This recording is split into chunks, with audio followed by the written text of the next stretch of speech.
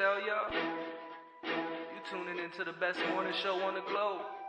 It's Bradham and Emery in the morning, y'all. LeBron or Jordan, either one when I'm performing. Crossover, buzzer beater and I'm scoring. Bradham and Emery in the morning. Every play they on it. Every day I'm balling. Who's the coach? Who's the GOAT? Like Brady and Belichick, best show on the globe. And they embellish it. Y'all pin Ziffy, I'm Ken Griffey or maybe Mahomes. I stay in the zone, whether man to man or play in the zone. They can't stop me. Mayweather boxing, Curry with the shot, man. We just the best to be. Can we have our SB, please? This was meant to be. Every morning with Bradham and Emery.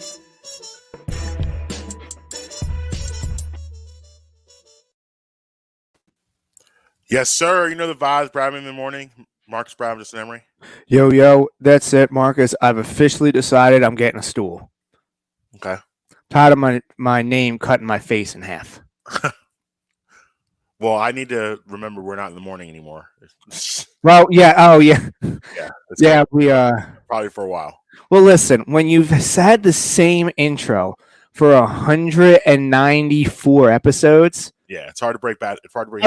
I was gonna say, I feel like you should deserve a little bit of a leeway on that. Yeah, I mean, at least till August. Like we're coming up on the 2-year anniversary.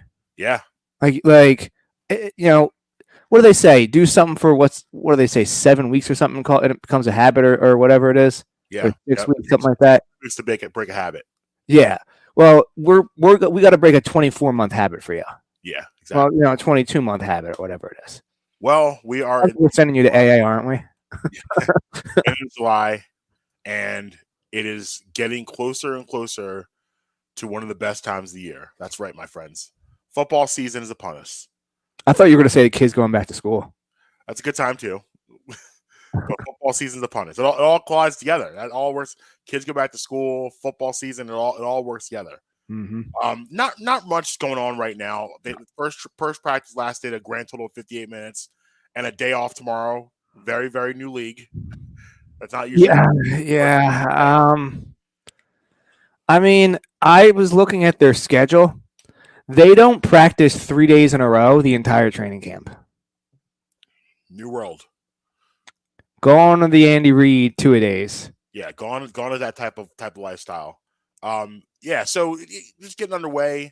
You saw a little bit of the not too much pads hitting things, and mostly conversations getting acclimated. But this stuff is important. It's still training camp is always important. It's important to get those get back in a rhythm again. Just I believe in just being around your teammates. I think that makes for forming that chemistry. I think that's very important. And, that's really what it's about now. These guys, it's just a different world in all sense of it. These guys now have, the resources to stay in shape 24/7. Like training camp, 20 years ago, you were coming in there to get in shape. And like now, these guys are already in shape. So really it's about learning the plays. If there's any new wrinkles, if you're a new player, getting used to your quarterback or getting used to your coordinators, that type of thing. So, well, who was one of the first guys to really do that? Was TL. Yeah. Coming into training camp in game shape. In shape, ready to go. Yeah. Well, now it's everybody. Everybody's taking care of their body. Everybody's body's insured. Everybody has personal trainers. Everybody's working out in the off season. Obviously, despite your vacation, whatever like that. So people are pretty much when they get to training camp ready to go. So really, for me, training camp is about the camaraderie of the teammates, building chemistry, and just not getting hurt. It's not doing anything to get hurt. That's what it's about. You are gonna in training camp. It's unavoidable. You're gonna have injuries. You just obviously don't want those injuries to be anyone a main guy because you hope it's the third tight end, something that kind of thing. But you have this all the time where guys get hurt in training camp. So I understand the philosophies of trying to avoid that by maybe limiting contact, limiting practices, and as long as those times, as long as those 58 minutes a day they were working hard, I don't have a problem with it. I understand the new world. I understand these guys understand their bodies a lot more. I understand these guys are not in the off season eating Burger King and smoking cigarettes like the 90s and the 80s and stuff like that. Do you remember the offensive lineman for the Vikings, Bryant McKinney? The name, yeah, I remember the name, yeah. Left tackle, right after the Dante Culpepper era. Okay, yeah. That like he was there during like the Adrian Peterson days. Okay. Man, I heard a story about him one time. He came into training camp well over 4 bills. Well, I mean, no, granted, he's a left tackle, so like, but you want them around what? Maybe 340, Yeah. 350 tops. Yeah. He came in well over 4 bills. They asked him about it. Apparently, he was down in Miami going and eating like 72-ounce steaks like 4 nights a week. Okay. 72 ounces though. That's like a baby. I mean, listen, he was 6'8", 4 bills. Like, I mean, he literally was eating a fetus every day. Yeah, it's like a full baby. Yeah, no, he, and then so here's what happened. The Vikings then traded him to the Ravens because he was too fat. They're like, he's a great player, but he's too fat. Well, the Ravens will take him. He's our type of guy. Ravens said we'll take him. So him and Ed Reed were played together while they were at the U. Mm-hmm. Ed Reed's like, I'll do whatever I got to do with him. If I got to run extra with him on the treadmill after practice, I was like, whatever I got to do. Like 3 weeks later, Ed Reed's at a press conference. He's like, yeah, that man's on his own working out. Yeah, I mean, you don't, and typically, stories like that, you're not going to hear too many of those anymore because, again, guys are way more into their bodies now. You think you mentioned T.O., Michael Jordan's, the LeBron Jameses. Well, you heard the report today out of Tampa Bay camp, right? We signed Julio Jones yesterday. Yeah, no, Leonard Fournette is on the fat list. Well, that's not surprising. No, but it's official today. He's now getting fined for being overweight. Playoff Lenny is not training camp Lenny. Well, I sent you a text the other day, right? About Leonard Fournette being overweight. No, I don't remember seeing that. Oh man, so last week Lombardi's like, yeah, man. He's like, I heard Leonard Fournette's overweight, and I was like, really? He's like, yeah, but he's like, I'm not surprised. He's like, the memo's out on Fournette. He's like, when he gets paid, he doesn't go out to the club. He doesn't go and blow his money. When Fournette gets paid, that man finds a buffet line. Oh no, one of those. He's like, everybody knows. He's like, it's a well-known thing. He's like, Leonard Fournette. He's like, when you pay that man, he goes to the buffet line, not to the club. He goes to the Golden Corral, not Magic City. All right, I respect it. You gotta do what you gotta do. He'll but I'm sure he'll figure it out. I never understood, like, if you got millions of dollars, not even millions of dollars, say Jalen Hurts, hundreds of thousands of dollars, that you can't be in shape. Like, you're getting paid to job. Like you can wake up and go to the gym. Even as a like, yeah, I agree. The fat millionaire to me is baffling. Like just general. You know what? This actually, I was thinking about this the other day. I'm not into the fat doctor. I don't think you can be a fat doctor. I don't think if you're telling me to lose weight and telling me I need to work on my diet, but you're fat. Well, are you kidding me? So off the top of my head, I can't think of a fat doctor that I know or that I've encountered. I'm sure they exist just off of the percentages and all that. But no, it's not right. It's not right. I agree with you. But yes, yeah, like it's like you don't trust a skinny chef, you don't trust a fat trainer, right? Those kind of things. Yeah, and if you have like you go out and win Mega Millions this weekend and you're busting $1 billion, I expect not you personally, but I expect like the person to lose some weight. No, yeah, I'm getting fatter. Listen to me. You're going Fournette style? At least for the first 6 months, yeah. I'm getting it together. Are you kidding me? I'm hiring him to follow me around 24/7. Not right out of the gate. I'm going back to 08 Bradham. I'm being fat for a while. I'm going back to Brock Bradham. I'm being fat for a while. I'm eating steak with truffles on it. I'm eating. You could do that, but still live a healthy lifestyle. Steak's not terrible. No, like you're okay. Well, no, that's just like I'll put the onion rings on there. That's just one course. Like we're topping it with we're going Oscar style with the crab and the asparagus and the hollandaise sauce. We're going Oscar style. All right. You know what I mean? You said 6 months, but then you're back at it after 6 months. Yeah. I to be honest with you, I don't even know if I'll be able to do it for 6 months. It might turn into like 6 weeks. Yeah, it's commitment. But yeah, I mean, yeah, I agree with you. And like the idea of for now in this day and age in 2022, for a guy like Fournette, you have all the resources to take care of yourself. And like you can still like, have you seen The Rock's cheat meal? like The Rock, his cheat meal is absurd.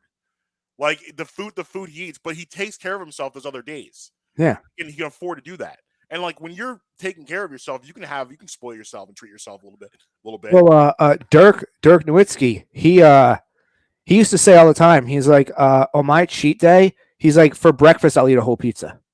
Yeah. He's like 6 days of the week. He's like, I'm not even eating carbs. He's like, I'm grinding. But he's like, my cheat day, he's like, I wake up and I eat a whole pizza for breakfast. Yeah. Yeah. And like that to me, yeah, just any consistency is the key. And you see consistency 6 days of the week. One day I'm going ham. I get it. So yeah, it's a different age, and I right by the Bucks for finding him for being fat. I'm with him 1,000%. Yeah. Again, not a lot going on today. Everyone's kind of getting their bearings. They used to Andy Reid used to fine the crap out of Corey Simon for being fat. I could see that. Yeah, he used to all the time. Who was the offensive lineman who then had like major mental? Sean Andrews. Yeah, same thing. When he blew up, Andy Reid used to find him. Yeah, he was a colossal disappointment, but that's another story for another day. But yeah, so like there's not a lot going on. Sirianni and Roseman spoke today. Didn't really say much of anything of importance. Just kind of like, obviously the generic stuff. Sirianni talking about one step at a time, climbing the mountain to get to the top. Howie Roseman wants to know how many mountains he's climbed. Sirianni hasn't climbed any mountains, but he likes mountain metaphors. So there you go. But as we move forward, those two are the corniest people when they get together. I hate both. I hate the two of them together. I'm glad they enjoy each other, but it's cringe TV watching them together try to have a banter. Like, is it safe? Terrible banter. Is it safe to say that if Nick Sirianni didn't play football, he was getting shoved into lockers? Probably. But I'm glad. But you know what though? I'm glad that we're past the like Nick Sirianni press conference talk. Like, no, he's not great at those. But guess what? I think he can coach a football team. Yes. I'm glad we're past that foolishness.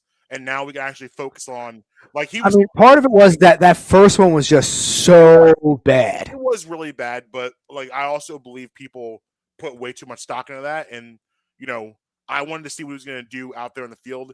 Say what you want about that guy. He has an incredible rapport with players. Players love him. And like that to me says way more than his press conference skills. Like you watch him interact with him, they absolutely love him. So, he's a leader of men, and that's what you need to be an NFL football coach. One of the things you need, obviously. So we'll see. One question right off the rip, and we'll revisit this, I'm sure, as we get closer to the season. I really am anxious to see this season Nick Sirianni's actual offense. Well, apparently he's not going to be calling the plays, Marcus. Yes, but I'm assuming that it's going to be his offensive style. So I'm really curious to see what that's going to be and what that looks like. And honestly, I feel like him not calling the plays, I'm good with. I feel like that usually doesn't bode well for coaches. I think as a coach, you got to be a CEO, and CEOs can't do everything. So like you put the game plan in, or you got to be a part of that, obviously. But like you got to be managing everything as a head coach. I think he learned that last year. I think it's growth for him to say, I'm not calling the plays. You know who I think is the best CEO-style coach in the league? John Harbaugh in Baltimore. He doesn't call plays on the offense or the defense, but he relegates everything. Like Tomlin's another one that's really good at that. Yes. I would like though that style of coaches. I don't need the Frank Reich. Andy Reid. Yeah, but Andy Reid's a little different because of how successful that he's like for example, Bill Belichick's not calling offensive plays. He may be calling defensive plays in the fourth quarter, right? Personally, but he's just kind of like he develops the game plan and has the coaches operate the play calling within the realm of his game plan. Right. Like Sean McVay, he's calling the plays on offense. Yeah. Now, obviously, we're talking about the boy kid wonder, so like that's a little bit different. Yeah. Kyle Shanahan, he's calling the plays. Pete Carroll, there you go. That dude is not calling plays. Right. I mean, with all due respect to Grandpa up in Seattle, can he still break down film? Right. But no, the CEO. I don't really want. I shouldn't say I don't want. I'm more inclined to take the CEO type coach than the X's and O's type coach. Yeah, and I agree because you want a guy that can. My coordinators, though, different story. Right. You can't as a head coach, you can't have blind spots. And when I feel like when you're calling plays for most, and Andy Reid, yeah, you're right, he's a unicorn. So that was a poor example, but for Nick Sirianni last year, he's calling all the plays. He can't see possibly everything else is going on that he needs to be getting involved in. So I think this is a good call, but we're still going to see this style of offense. And the ultimate $1 billion question is, can Jalen Hurts run that offense? So a lot of questions surround the offense. I'm also excited this year about who really is Jonathan Gannon. I'm going to tell you, I think I gave him more of a pass than most last year. My thing was always he didn't have the pieces. Well, we can't say that this year, bro. You got the pieces. So yeah. I expect a much more aggressive style of defense, and I expect just a better defensive game plan because you have pieces in place. This is one of the deepest defensive lines in the league. You have good outside support with the cornerbacks. You could use another safety, but you have linebackers for the first time, I don't know in how many years in this franchise. So you have the pieces. They're there. So the defensive game plan should replicate those pieces. So I mean, it's a lot of things to be excited about with the Eagles.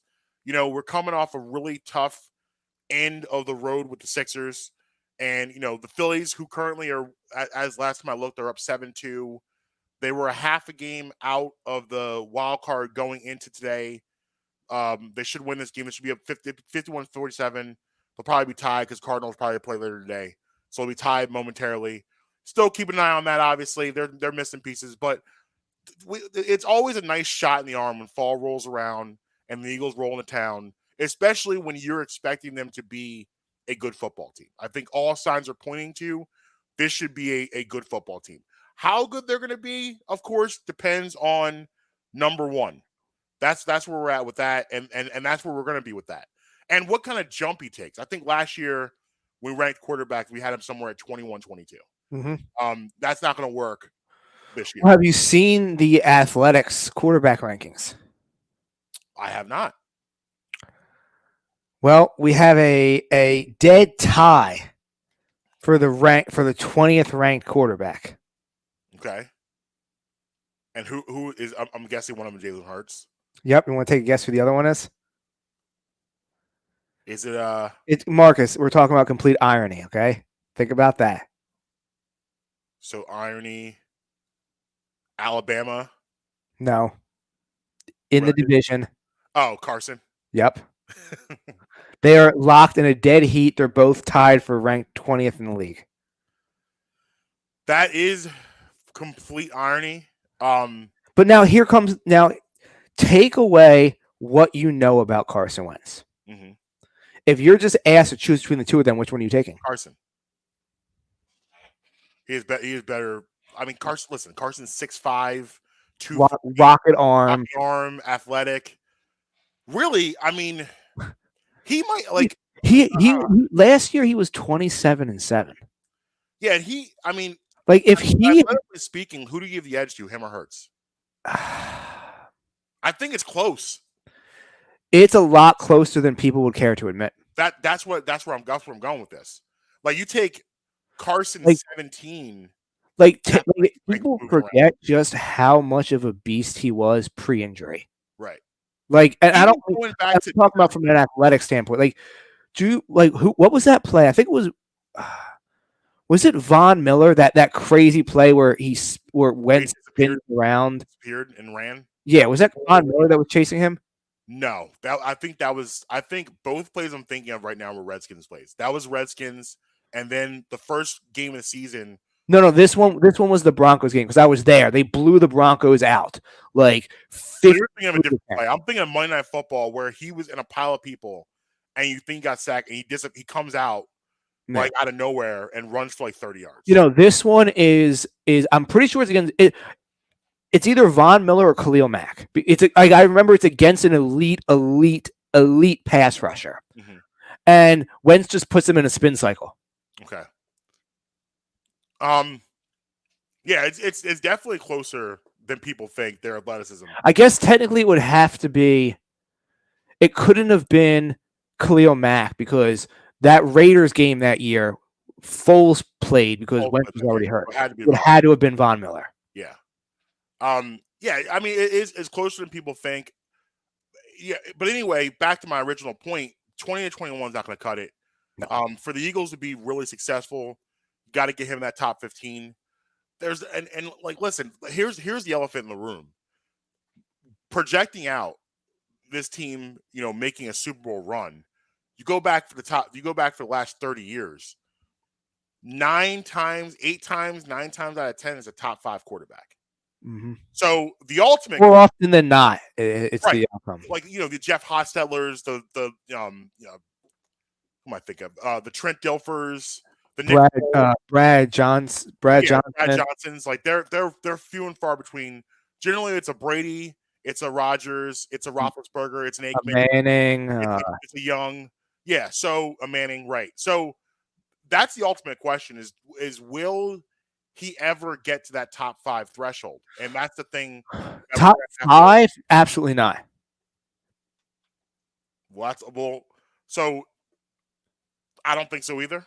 I mean, let me ask you this. Yeah.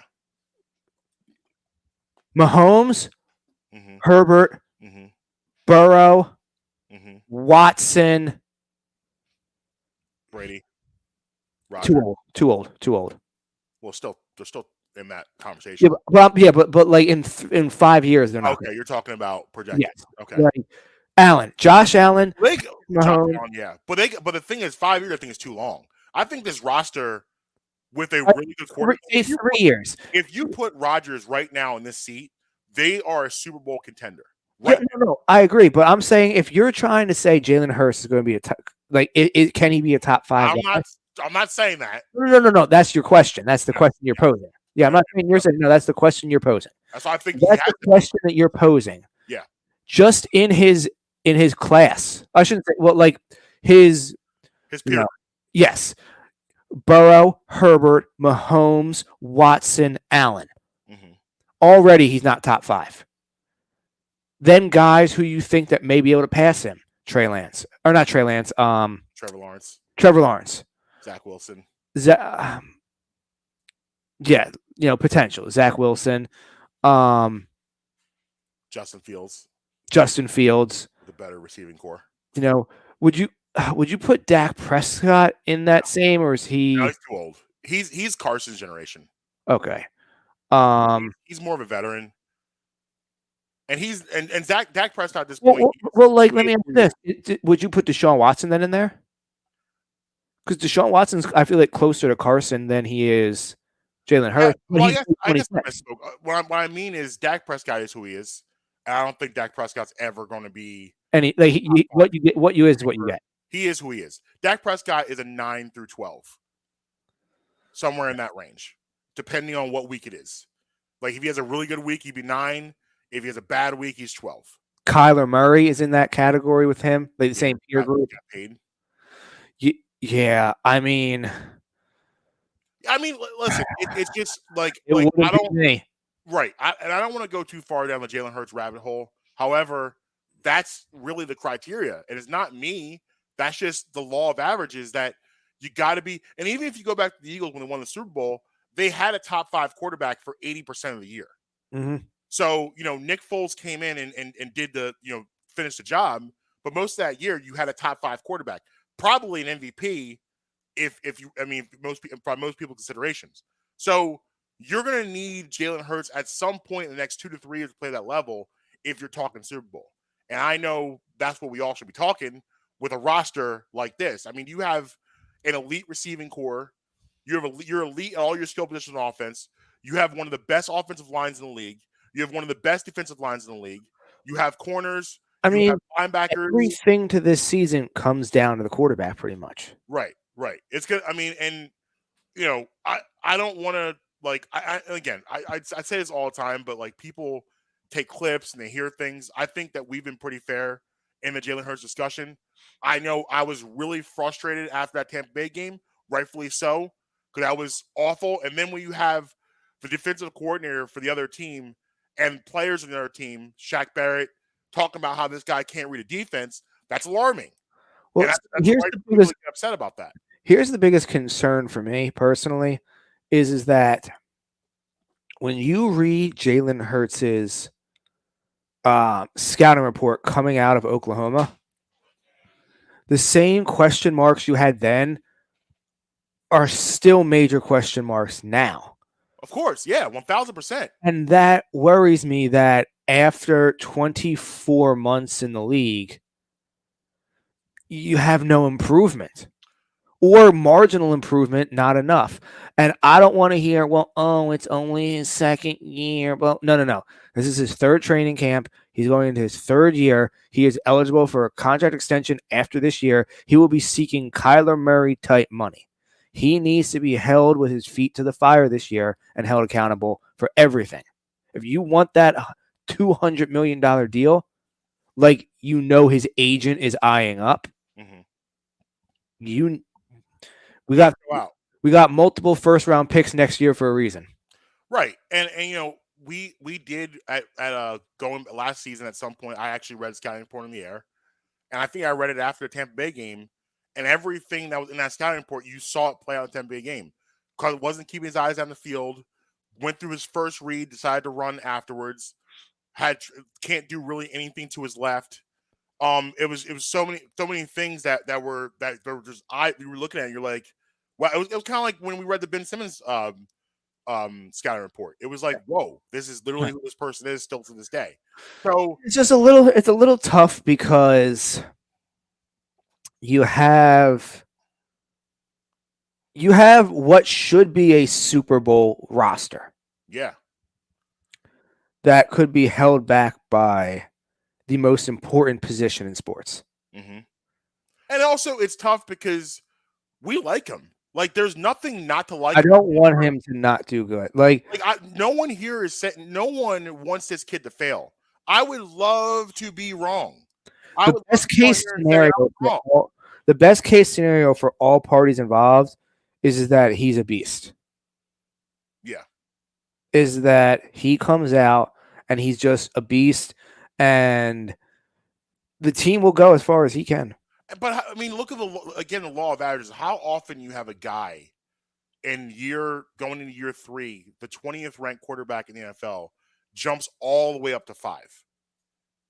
That's insane. I mean, get rid of that thought of 5. Like, you gotta just that's what we need though. Well, that's what you need to get to win a Super Bowl. The law of the NFL says I can deal with 8 to 10 if you have a great roster around me. Which they have. They do. Like, if you put Dak Prescott on this team, they have to be amongst the favorites in the NFC. Yeah. If you put, like I said, you gotta eliminate what we already know about him. But what if we had Carson on this team right now? We're talking 12 wins, maybe 13. Yeah. I mean, who's the other quarterback in this division? Daniel Jones. Oh, never mind. Forget that guy. Yeah. We're not talking about that guy. But I mean, the Commanders freak me out a little bit. They do. We talked about this. They freak me out a little bit. They do. Because Carson has guys that can run on the offense, and he can throw. So like the Commanders, and they have a good defense. Remember, he was 27-2 or 27-7 last year. Yeah, it was like Carson's problems have mostly been his ability to connect with his teammates. Yes, and his ability to be on the same page with the staff and the players he's playing with. I mean, Jim Irsay hated him from Jump Street. That's completely obvious. He didn't have a major connection with the teammates out there. That's kind of how he left here. But like that's been a real issue. It really hasn't been going back to 2019, he ended the season playing really good football before he got hurt in that Seattle game. He's the sole reason why they even got in the playoffs. He was throwing to plumbers. Like he was throwing to Greg Ward. And like respectfully, he rolled up to to LA Fitness at 3:00. Right. Like, yo, you and you. Yeah. In the car. Yeah. Like, let's go. We got a game. Like that's pretty much what he was doing. He was throwing to guys I'd never even heard of before. I was like, who? Like practice squad this, practice squad that. I was doing Monday Night Football game at Top Golf at MGM Grand in Vegas. Mm-hmm. Okay. It was Eagles Giants. You remember this game towards the end of the year? Yeah. The game they clinched. Yes. Yep. I could not tell you a single person he was throwing the ball to that whole game. That throw he made. I had my phone out looking up like, all right, what number does this guy wear? What's his name? All right, hold up. To your point, that throw he made, I don't even remember the guy's name, where he's rolling out and hits the guy in the back of the end zone with a dart. Yep. Like that throw was insane. And he's coming off the week before him leading a comeback with these same guys against the Redskins. Mm-hmm. So was that the Miles Sanders game, the throw game where he threw that ball to Miles Sanders in the corner? Yes. Mm-hmm. Yeah, I think Greg in the end zone. I think it is like that one. He just rips it. Yep, Greg Ward caught the winning touchdown in the Redskins game. But yeah, so it's always been that off the field stuff with him has been his issue. So if he figures out a way, and with Ron Rivera might be the best type of guy for him, because I mean everyone gets along with Ron Rivera. Everyone loves Ron Rivera, and also I think also too Carson Smart. No, this is it for you. This is your last shot. Yeah, You're a backup for the rest of your life. You'll always have a job in the league, but you're never going to be a guy people take a risk on. He will be Ryan Fitzpatrick. Yeah, basically. So that's kind of where we're at with Hurts and everything. And these are conversations we're going to have more. I don't want to wear them out to death right now because we got a lot of time to talk football. But it was good. I already feel the juices flowing just talking football again. It was good. It was good to have that dialogue and have that conversation. I'm going to shift gears to the NBA because Draymond Green's been out here speaking wild. Wild things are being said by Draymond. And to some people, maybe not so wild, but let's review. Let's start with the first thing he said. Draymond on his podcast, which is doing quite well, by the way. He's watching the NBA, watching the 98 Bulls versus Utah in the finals. I can't help but notice our 2017 team would have beaten these Bulls by a dub and these Jazz by 40 if they're going to play these brands of basketball. And that's why it's dumb to compare eras. Now, I actually agree with Draymond Green. I think the 2017 Warriors are a better team than 98 Bulls. Obviously, Jordan's the best player on the court, but you take the two teams, of course. Here's what's weird to me. If you're going to compare any of those Bulls teams, why did you pick the weakest Bulls team compared to? That's my problem. Like, you didn't pick 96.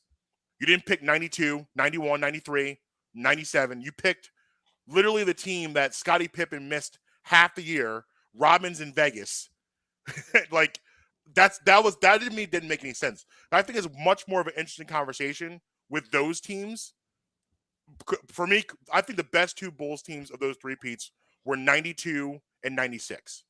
So why would you not start the conversation with those teams? Why are you talking about 98? Easily the weakest Bulls team. Still a really good basketball team, but of the six Bulls championship teams, by far the weakest team. Not even close.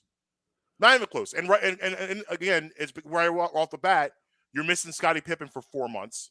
When he comes back, he gets hurt in the finals. his back again. He's in and out. He barely can walk in Game 6. Rodman is checked out for a lot of that year. This is Jordan's last year. Jordan's still Jordan, but he's older. So I just thought that was interesting that you picked that squad for your argument. Well, the whole reason he picked that squad is because he was watching that game. Still, I mean, still for me, it's like, okay, these Bulls teams, I feel like we match up well with 96 or 92. Yeah, I feel like he was watching the thing is he was watching the repeat of the game, and he was just picking the teams that he saw on the screen. But okay, that's fair. Well, I wouldn't read too much into like why did he pick this one. I feel like he was just watching the game and was all right. Our team against what I'm watching on TV at this moment right now. Right. And if he's watching, I guess he's watching Game 6. That game was played basically in slow motion because of the injuries. And Jordan's at that point on absolute fumes. I'm glad that somebody else thought that too. Yeah, that game 6 actually, if you take out that last minute, it's one of the worst basketball games I've ever watched in my entire life. It literally was played in slow motion. It was so slow. Like the entire game. Like the final was what, 87, 86? Like I mean, it's not like they were lighting the net on fire. Yeah. Yeah. Speaking of that, Jerry West claps back at JJ Redick. Yeah. On First Take. I mean, of course they are. But like JJ Redick's not wrong. But JJ Redick's not. No, he's not wrong. Like I don't listen. Like, not every player was a bum back then. No, that's what it comes down to. Like that's what it comes down to is they're taking it as every single one. And the answer is no. There was great players back then, but on average, the average person then versus the average person now. Like but you look at Jerry West and look at his highlights, which steal it from personal Twitter. I thought it was hilarious. He said this, which features a breakaway layup in his highlights. Like that's part of his highlight reel, a breakaway layup. It just shows you the difference of the game. Like Jerry West, all due respect, it's a logo. He was a great player in his era. But like if you take JJ Redick from, the past 10 years and put him in that era, he is, a Hall of Clippers JJ Redick. Right. He's a Hall of Fame. Duke JJ Redick. Like JJ Redick said, if they transported Kyrie Irving back to that era, they would think he was a wizard. They'd think he was doing black magic. Oh, no, I'll give you one better. What? I don't even want to put like because Kyrie Irving is arguably the best ball handler ever. Right. So I don't want to put the best ever in any category back then. So, but put a very good and elite player. Jamal Crawford. No. What would they do with Dame Lillard? Right. Dame Lillard dropped 60 today. Right. What would they do? Wilt scored 100 in a game. Dame dropped 100 in the first half. Right. Right, because these guys couldn't they couldn't, and it's not like you said, it's not a slight to that era. Like that era was what that era was. It is what it is. Just like I expect in 30 years for people to be like LeBron, you can't play with this. Right. It's hard. It's hard. It's hard to like these guys, like the Jerry Wests and all of these guys who are watching these players kind of do what they want to do and make all of this money. That has to be tough for these guys that paved the way for them to do that. And then these guys are kind of like saying, well, you guys couldn't play with us. That has to be hard to hear. But I mean, you got to be a little respectful to your elders. Like they could, like there's better. Like JJ Redick, is he wrong? No. But it was out of. But like the thing is, it's like Chris Mad Dog Russo was trying to compare Bob Cousy to today's player. I know. No, I saw the segment. I know what he was trying to do. So JJ wasn't coming out of his way to say like those guys were firemen, plumbers. It was just like, bro, are you kidding me? Like, they can't hang. Like, what are you talking? Like, you're comparing Bob Cousy to today? Stop. That's why. I mean, don't get me wrong. Michael Jordan was Michael Jordan, but he was one of those the first guys who was conditioned year round. Like he was a modern athlete playing back then. Correct. Yep. You know, whereas if he stepped into today, now I'm not saying that he wouldn't still do what he did, but from an athletic standpoint, the gap is the same. Yeah, they've adapted. They've caught up. Yeah. No, I agree with that statement. I mean, even from just a pure athletic standpoint, I mean, I may take John Morant over Jordan. I think Ja Morant is comparable. Like you look like 88 Jordan, like his best year as a pro. We're talking defensive player of the year, led the league in steals, MVP, scoring title, Jordan. That's kind of who Ja Morant's athleticism reminds a lot of people of. Like the Morant you're seeing now. Yeah. But he hasn't done that yet. So, the gap is closed. Is basically what my point. The gap has closed from when he played to now, but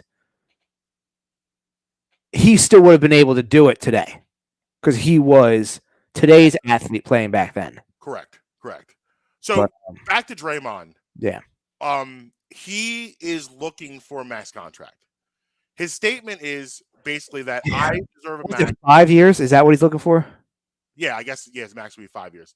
I deserve a max because this team would not have gone to the finals without me. And,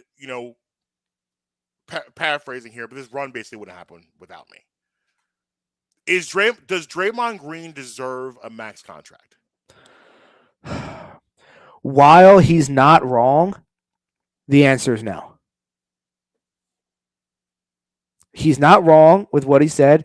It is a fact. He is oh wow. I have the NFL Network on to do the training camp live. They bounce around to every spot. They just did a clip out of Broncos camp. Sierra and the kids are there. They run up to Russ. One of the kids has a number 3 Broncos jersey that says "Future" on the back. What? You're joking.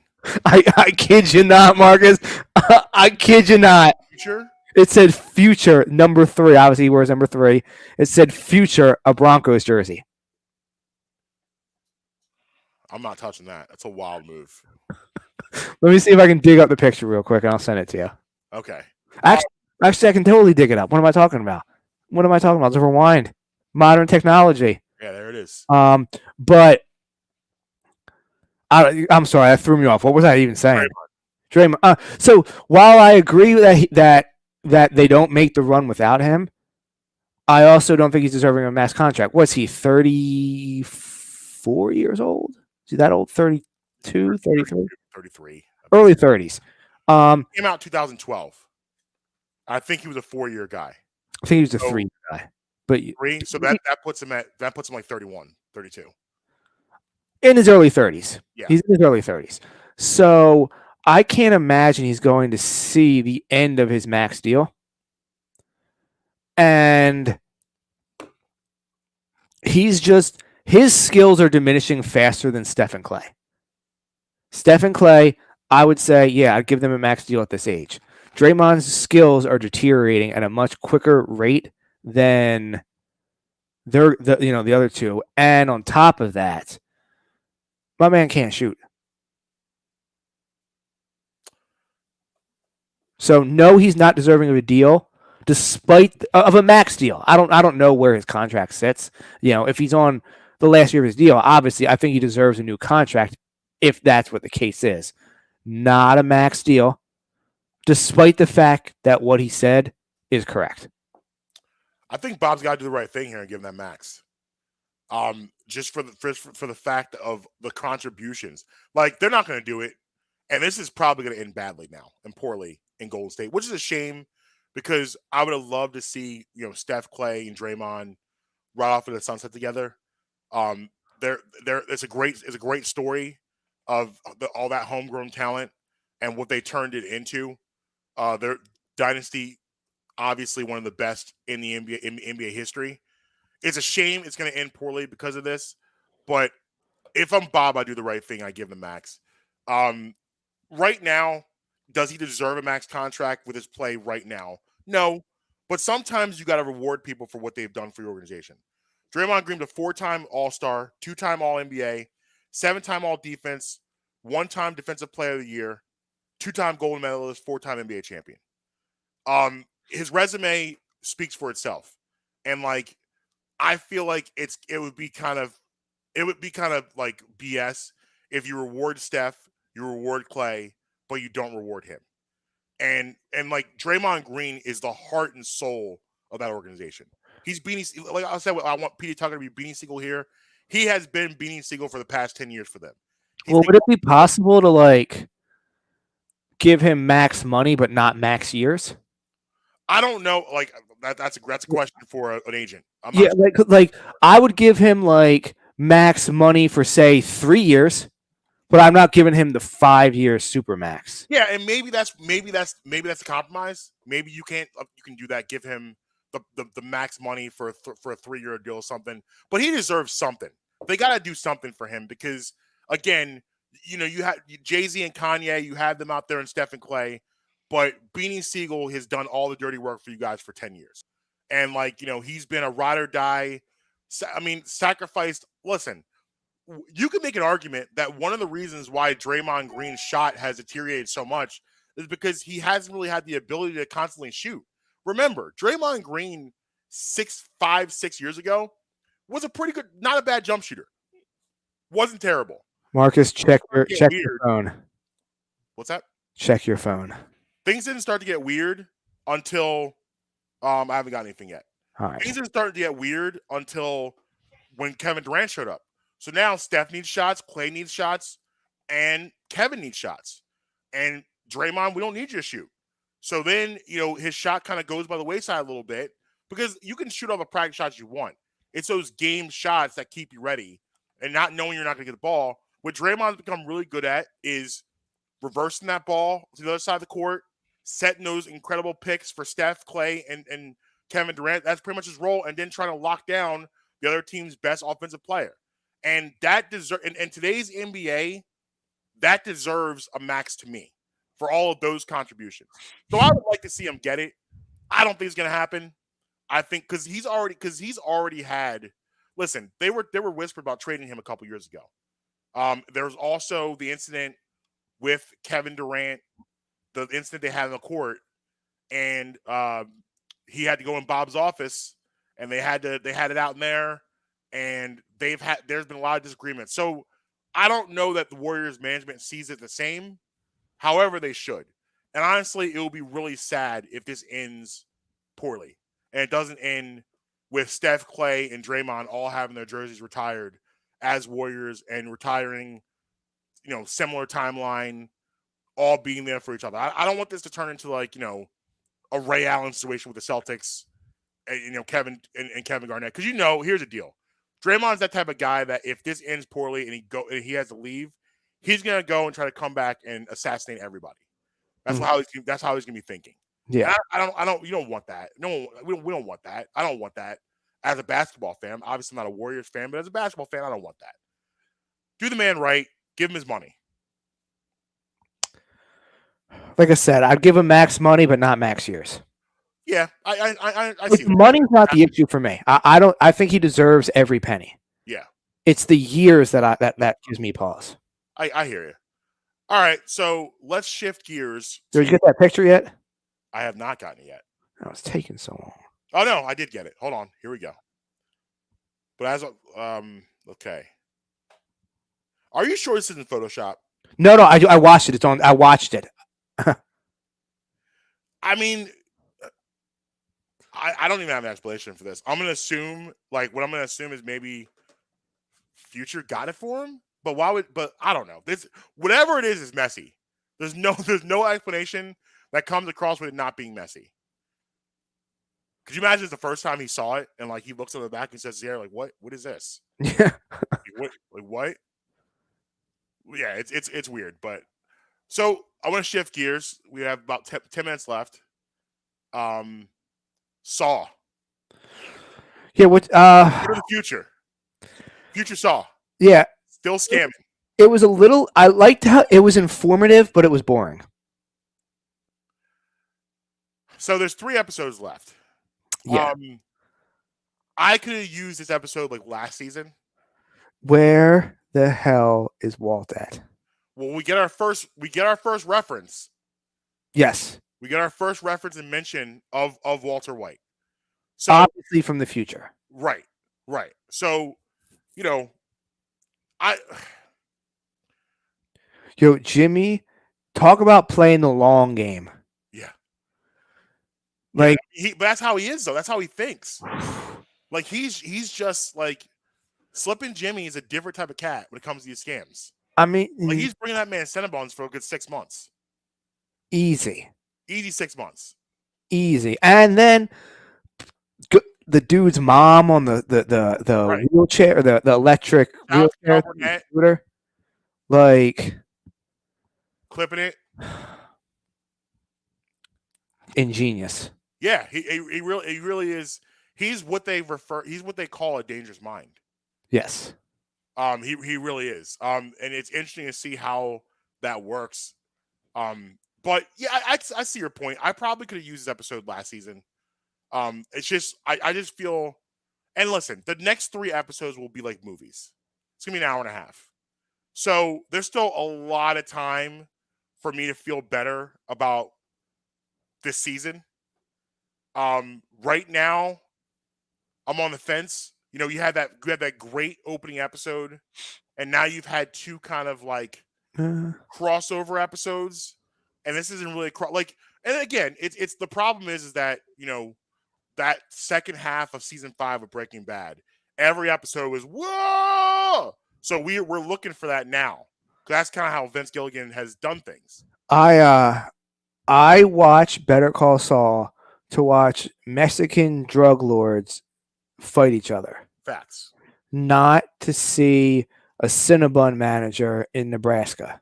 And it's just I think, here's where I think they're playing it wrong too. It's the anticipation of Walter White. Like everyone wants to know where Walter is, and we're waiting for it. It might have been a good idea to do maybe a flash forward like 3 seasons ago and just put him in that just to get that out of the way. So everyone's not looking for it saying, okay, he's here. He's going to be back. Let me focus on Saul. Everyone's waiting for Walter H. White to make the appearance. Well, so at the end of the episode last week, Kim is clearly out of the picture now. Yes, which I'm still kind of shaken over. I just thought that was a corny way for her to go out. Like, oh, they just broke up. Right. Like it looked like everyone was really getting into the Kim Wexler character, and maybe she's not done. Maybe she's not. Maybe she comes back around. I mean, at this point in time, it would just have to be a flashback now, because they've shown you Jimmy's life without her now. Right. So they brought it up to real time. So now, if she is back, it's going to have to be a flashback. Yeah. I'm not opposed to. I'm just right. No, I hear you. And like, do you think Walter gets like an episode, or you think he just gets a cameo? I mean, there's only 3 episodes left. And the thing is, you got to do. Well, here's what you have to do. You got to tie it together. We've got to see. We need to see them married. We need to see the timelines married. And we need to see how this all falls apart on Saul's side. Like how we haven't seen that yet. I want to know what he was going through when Jesse's about to blow this whole thing up, and Walter's on the loose, and Walter finally goes, Hank died. I want to see his perspective of all of that. And also too, like, so he helps Walter set up Gus. He's part of that whole thing. So why does he hate Gus? Right. What made him decide to turn on Gus? I know it got to the point he was a little scared of Walter. Like, you see that start to play out, but like, it's got to be more than that, because you could have told Mike.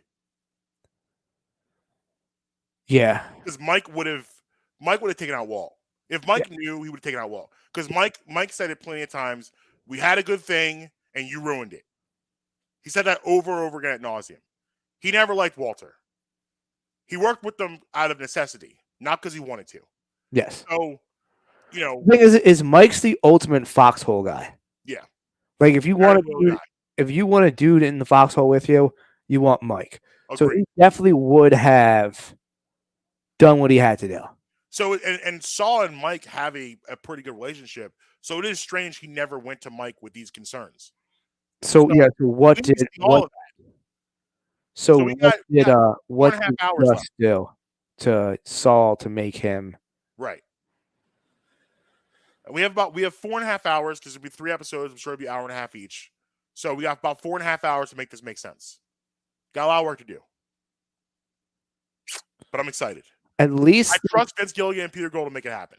I do too, and I love the timeline they gave us to back us right into football. Yep. Oh yeah. Oh yeah. Yep. 3 episodes left. And like that's when it'll start getting serious football. It's perfect. Now I hope everyone out there listening is well aware that at the culmination of this entire series, if you think that a large portion of that episode, if not maybe the whole episode, is dedicated to this entire series, you are sadly mistaken. Because I'm going to have a lot of things to say at the end of this. Because it might be a complete Saw episode. Well, the thing is, it's over now. Breaking Bad's over. Right. El Camino's over. Better Call Saul. We may get a Gus series. We may get a Chicken Man. If not, the Breaking Bad universe has been closed. Yeah. Yeah. We might get a Chicken Man. Can we call it Chicken Man? Yeah, you gotta call it the Chicken Man. You gotta call it the Chicken Man. No, I already told you. They're going to call it Gustavo. I'm okay with Gustavo, but I love it to be the Chicken Man. Are you? I mean, well, listen, Jesse. What if it was just called Los Pollos Hermanos? You could do that. I prefer Gustavo or the Chicken Man. Los Pollos Hermanos is my least favorite name. Oh, listen, Jesse's still alive. Are you interested in revisiting Jesse at all? He's still alive. I mean, I saw El Camino. That was enough of Jesse for me. Okay, so I mean, you're right. This could be the close, unless you're doing something with Gus or bringing Jesse back in some capacity. Well, no. Like Jesse was supposed to get his show. Can't remember. Aaron, I think, is the actor that plays him. What was it? Yeah, he didn't want to do the Jesse show. That's why he agreed to do the El Camino. He was like, I'll do the movie.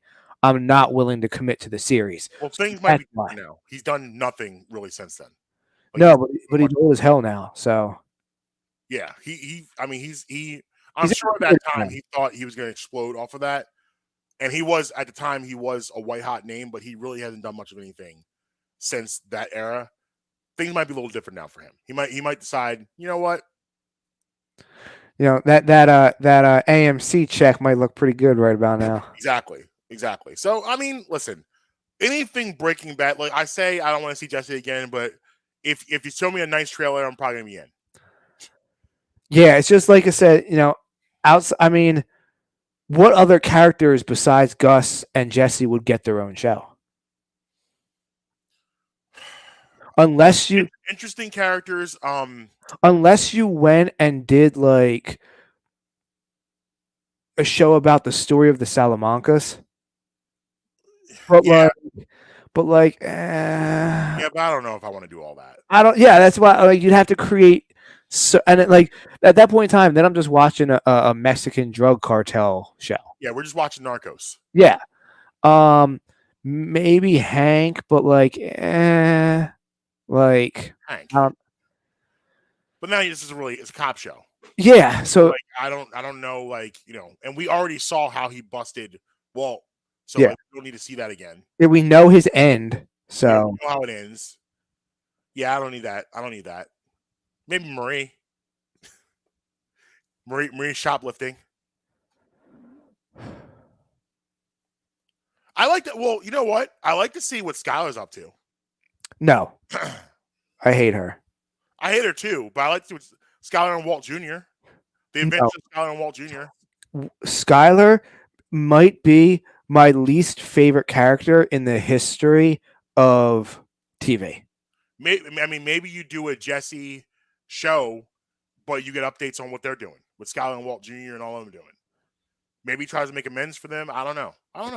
Well, the thing is are you trying to expand upon new storyline, or do you want to investigate other people's story within that time frame? Listen, maybe Jesse gets Skylar involved and realize the family business. Listen, she's in public housing, not making any money. I hate her. Walt Jr. got to go to college. I like Walt Jr. He's grown up a little bit. But I hate Skylar. She's my least favorite character. One of my favorite scenes, how stressed out Walt Jr. was when he's finding out everything in the house about Hank being dead. Hank's dead, and then like he's just listening to that conversation and he's just trying to comment on it, like, what? Uncle Hank's dead? Like the stress. That was a low-key hilarious scene. Like all this stuff. Or when he's learning how to drive. Yeah. That's a hilarious scene too. Yeah.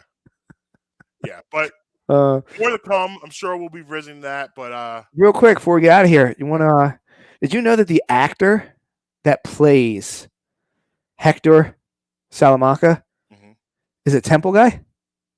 I did not know that. Yeah, the actor. Campus? What's that? Main campus, Broad and Cecil B. Moore. Yeah. Wow. Didn't finish because he got recognized while still in college, so he never graduated. Interesting. He got his break while still a student. But I didn't know that. Yeah, no, he's a Philly guy. That's pretty cool. Okay. Yeah, that's why the look in his eyes makes him. He looks kind of crazy. Yeah, exactly. Because he's probably seen some things. Yeah, we was capping Nacho and already dead. Yeah. So. All right. Well, happy training camp, everyone. We'll talk. Yeah. Did we hit everything? I think we did. I got nothing else. Everywhere. What's that? At Marques Between everywhere. At Justin Michelle on social media. Brad Marine Pod everywhere. BradMichelle.com for the merch. Check out our friends at Vans Jewelers as always, 332 York Road. And until next time, you can be with us, you can be against us, but you're never going to stop us. Late.